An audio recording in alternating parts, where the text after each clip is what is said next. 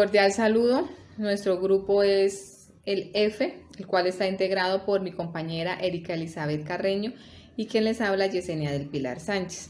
A continuación les explicaremos sobre las posturas y diferencias frente a la contradicción entre enseñanzas colectivas y el aprendizaje individual. En este caso iniciaré hablando sobre las diferencias individuales o el aprendizaje individual. El aprendizaje individual es algo muy aplicable hoy en día dentro de la parte pedagógica. Las diferencias individuales es importante resaltar en este momento que tiene que ver todo con la parte de la personalidad, de la inteligencia, de la motivación del estudiante. ¿Por qué se dice que que no se aplica muy comúnmente hoy en día? Porque podemos ver que dentro de las aulas de clases existen niños los cuales están en el mismo grado, en el mismo contexto sociocultural, con la misma docente, de la misma edad, pero aprenden unos estudiantes más que otros y pues muchas veces esto genera una clase de dudas de por qué unos sí y otros no. Entonces muchos lo asemejan. Es muy similar a la parte de la inteligencia, entonces tienden a medirlo por este lado. Entonces la inteligencia ha sido un término utilizado que ha generado debate, digámoslo así, porque muchos le han dado pues distinto concepto. Entre uno de ellos es que la inteligencia muchas veces se otorga a las personas que tienen más facilidad para resolver de pronto dicho problema, para captar alguna información, en fin. Podemos decir que la personalidad y el temperamento van muy de la mano, ya que este pues también es un estilo de comportamiento que tiene el estudiante. Como podemos ver, se reflejan estudiantes que tienen comportamientos muy agresivos, otros son muy molestos, al contrario, otros son muy quietos, en fin. Entonces va muy relacionado con todo lo anterior.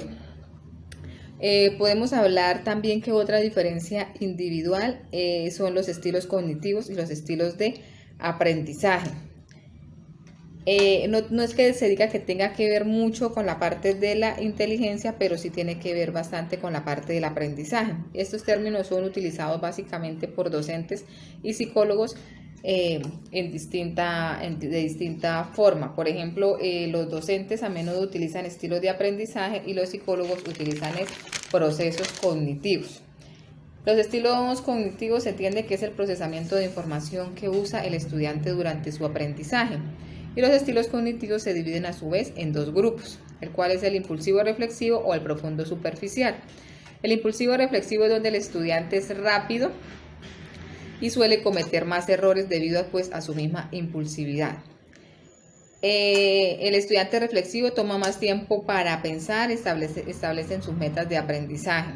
Y el otro grupo es el profundo superficial, que son los que aprenden pues de una manera más pasiva. Se dice que aprenden más que todo por memoria y no logran vincular pues en sí lo que están aprendiendo, ya que todo es por memoria y suele olvidarse de pronto a un tiempo determinado muy rápido las cosas.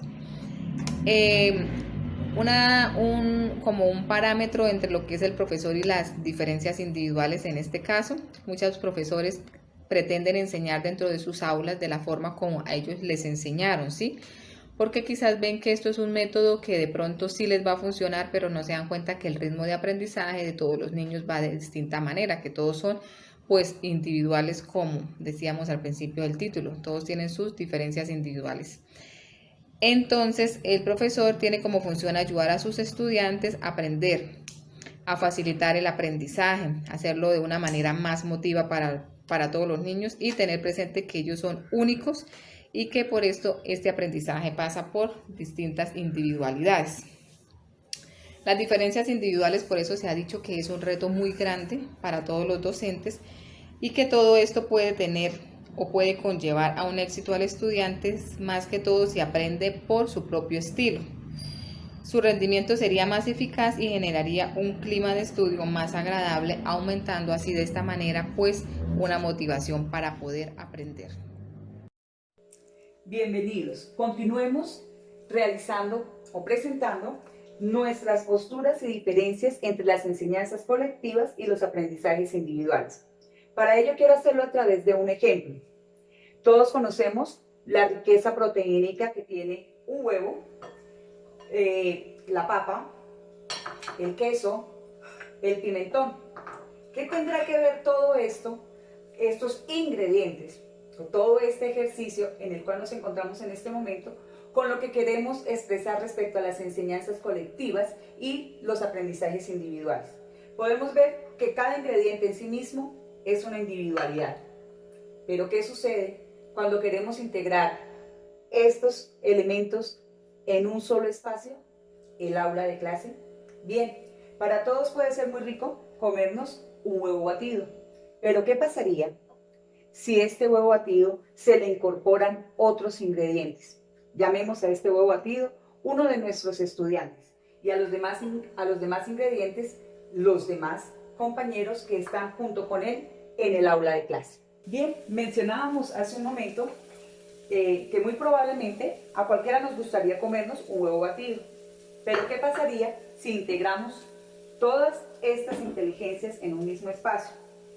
Sin lugar a dudas, vamos a aplicar un poquito de pimienta, en donde esa pimienta va a ser el maestro, el docente que está junto con sus estudiantes. ¿Qué nos proponía Gardner con respecto a estas inteligencias múltiples? Contamos con que son 8 inteligencias de las cuales nos habla Gardner, que básicamente no era más que hablar de la posibilidad de las habilidades que cada uno de nosotros poseíamos. Esto significa habilidades verbales, matemáticas, espaciales, sinestésicas, musicales, intrapersonales, interpersonales y naturalistas.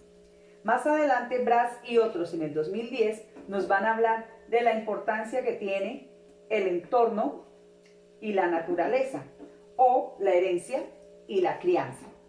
Todo esto tiene que ver con la naturaleza del aprendizaje del estudiante.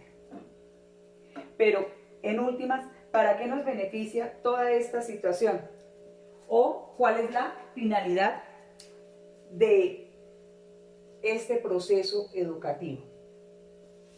Mencionábamos hace un momento justamente si seríamos capaces de introducir o de articular todo esto de el espacio, de la herencia, de la crianza en un solo lugar.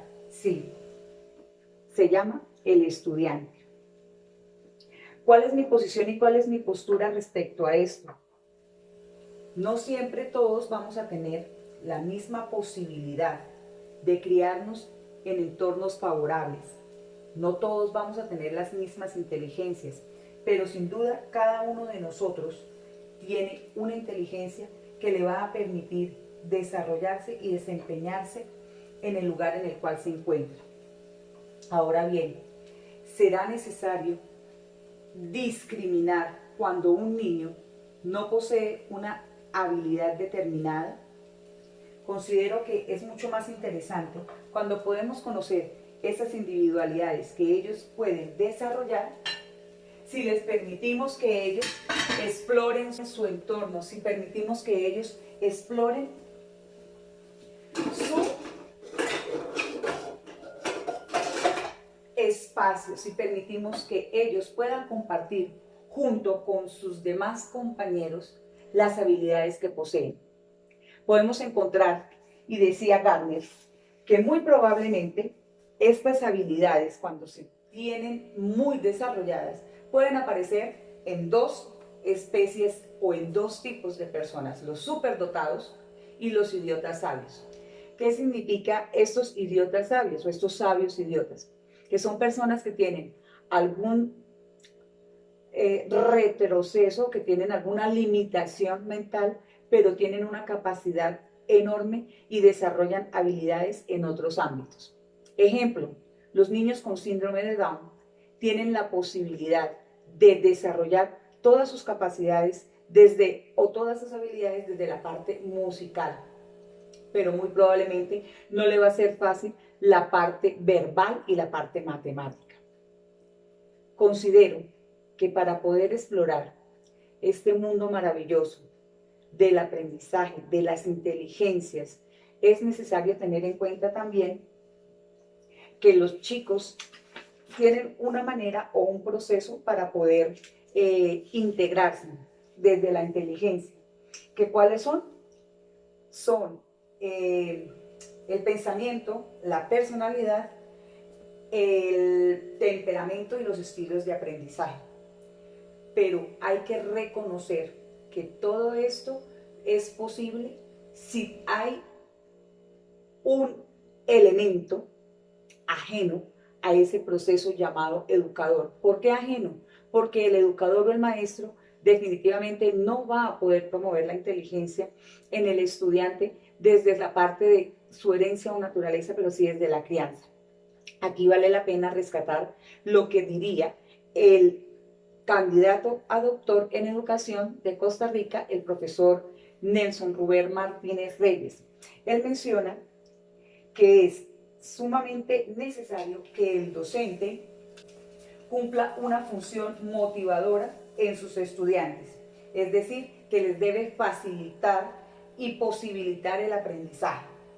Es necesariamente reconocer que los estudiantes son seres únicos y que además son diversos y que todos esos aprendizajes por los que deben pasar los niños indiscutiblemente también deben pasar por todas sus individualidades. Y quién quita que en medio de todas esas individualidades podamos construir no solamente un rico huevo revuelto, sino que también podamos encontrar diversas opciones que puedan ser también apetecibles a cada uno de nuestros espacios educativos en el salón de clase. Muchas gracias.